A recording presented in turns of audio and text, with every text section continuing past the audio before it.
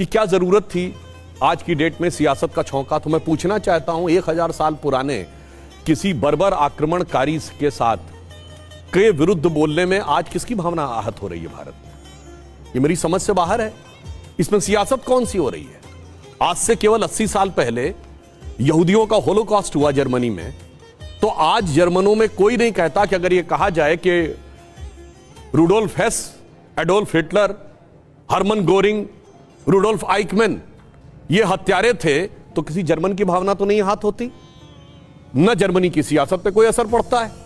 तो सवाल तो यह है कि सियासत पे असर क्यों पड़ रहा है।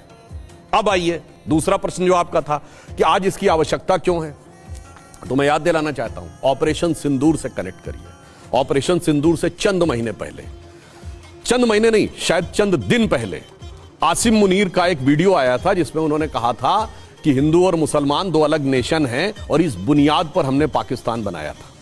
और उसके बाद आसिम मुनीर का वीडियो आया जिसमें उन्होंने कहा कि दुनिया में दो ही रियासत हुकूमतें थीं जो कलमे की बुनियाद पे बनी, एक मदीना और एक पाकिस्तान, यानी कहीं कोई इफ एंड बट नहीं था। और उसके बाद जब ऑपरेशन सिंदूर हो गया तो 11 मई 2025 को अमेरिका के राष्ट्रपति डोनाल्ड ट्रंप ने, जिसका बयान सब लोग बहुत कोट करते हैं, उसने यह भी बोला कि भारत पाकिस्तान की लड़ाई 1000 साल की है।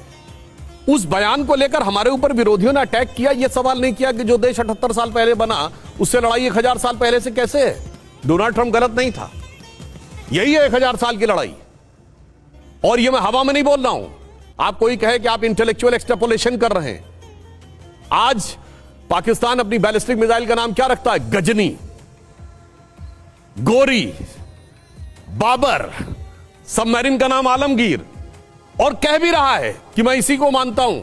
इसलिए यह एक सिविलाइजेशनल मैटर है और भारत यदि विकसित भारत बनने की तरफ आगे बढ़ रहा है, 22 साल बाद 2047 में हमें विकसित भारत बनना है। पिछले 2 सालों से हम 8.5% की ग्रोथ रेट के साथ दुनिया की फास्टेस्ट ग्रोइंग इकोनॉमी है, तो उसके साथ हमारे अंदर एक कॉन्फिडेंस और आत्मविश्वास भी होना चाहिए, क्योंकि दुनिया में कोई देश बड़ा बनेगा तो 3 पोटेंशियल चाहिए पावरफुल होने के लिए, इंटेलेक्चुअल पोटेंशियल, मिलिट्री पोटेंशियल और इकोनॉमिक पोटेंशियल।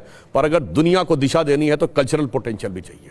और ये सोमनाथ का मंदिर जो आपने अभी पूरा दिखाया, बार बार आक्रमण हुए मगर बार बार आक्रमण के बाद भी उभरता रहा। जो सरदार पटेल ने कहा था, जब जब भारत का आक्रमण हुआ भारत दबा, तब तक सोमनाथ मंदिर ध्वस्त हुआ। जब भारत स्वतंत्र हुआ तो सोमनाथ की अट्टालिकाओं ने उसको छुआ। जिसे अटल जी ने अपनी एक कविता की पंक्ति में कहा था, दुनिया में जितनी बड़ी सिविलाइजेशंस थी, चाइनीज से लेके और इंका, माया, एस्टेक तक, ग्रीक, रोमन, मेसोपोटामियन, सबको आज कोई है? तो बच्चों तो सब इतिहास की पुस्तकों में दफा